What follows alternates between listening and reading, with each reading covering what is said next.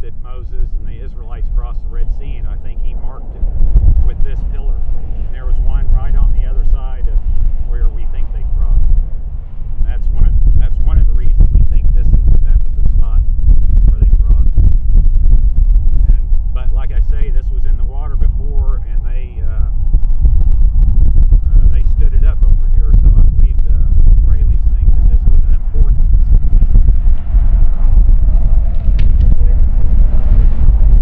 Israeli soldiers put it up here after we found it, so I think they think that it's an important find. I think this was 1982, 81 or 82.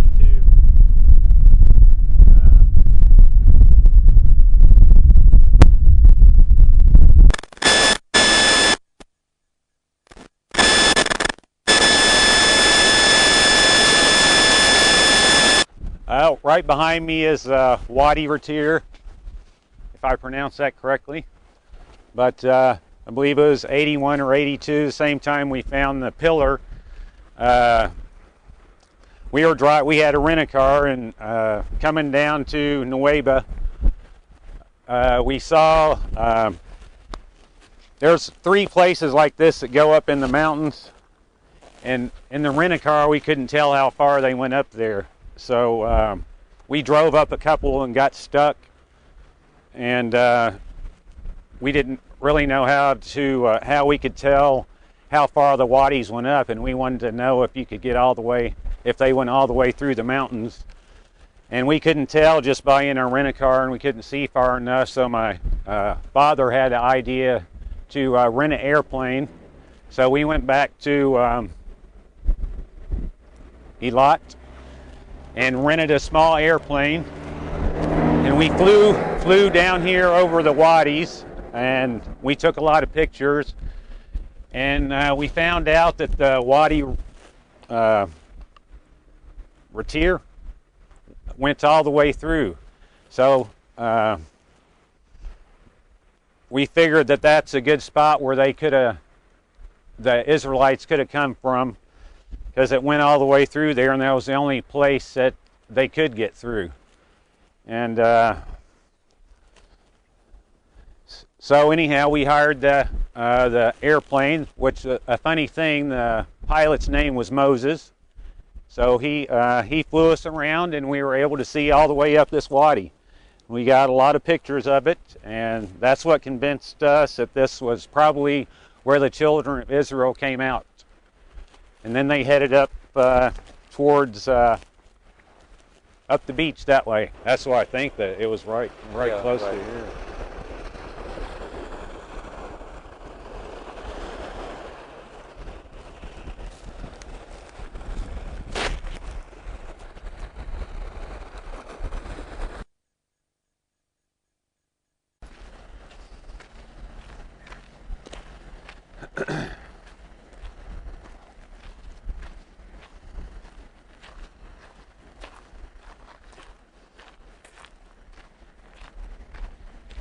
Have you been swimming here? Yeah, I have. Oh, you did? You go snorkeling? Yeah. Where did you find the pillar exactly? I think the pillar was, I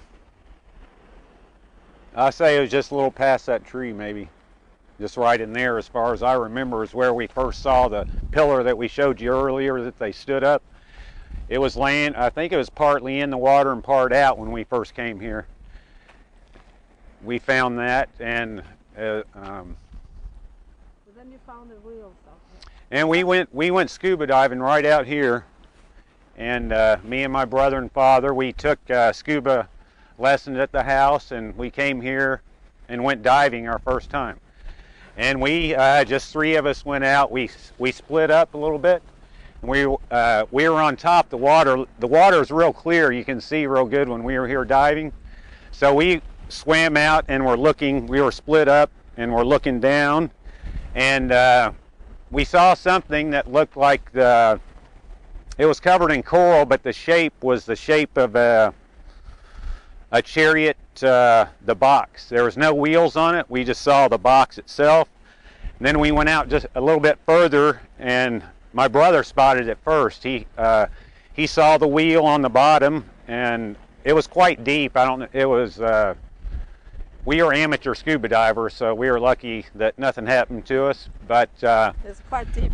it was. Yeah, I think we went down to 180 feet one time because we saw something down there, and my brother saw the wheel first, and I was kind of watching him, and he waved me over and showed me what looked like a wheel, and my brother went down and touched it first.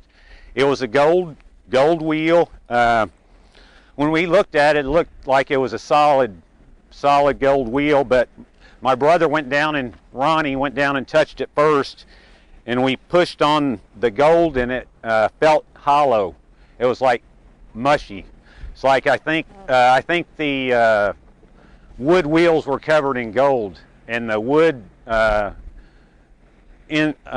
wood part I guess just eroded, and just the metal frame was there. And our father was wanting us to see if we could get it up, but we tried a little bit, and we knew that it would come apart, so we couldn't do anything with it.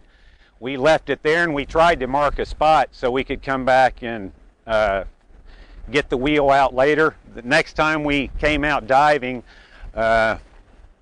we couldn't find it. And the sand is shifting. The sand was shifting, and there was plants on the bottom at a certain time of year. And but we have the pictures at the house. We're going to get those together, and that proved to us that this was the site.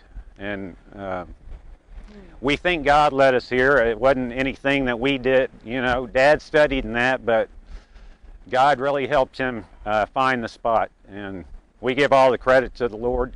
And but we're convinced this is a place, and it's right here. If you go up that way, maybe a mile, and well, probably 2 miles, maybe that way, 2 or 3. There's coral that goes all the way off, and it's just a drop off. And here you go out, and it's smooth sand all across the bottom, and nowhere else. And we believe the Bible's true, that it was a miracle that happened. We believe the sea was parted here, and they walked across, and there's another wadi on the other side. And we think that's the route they took to Mount Sinai, the place.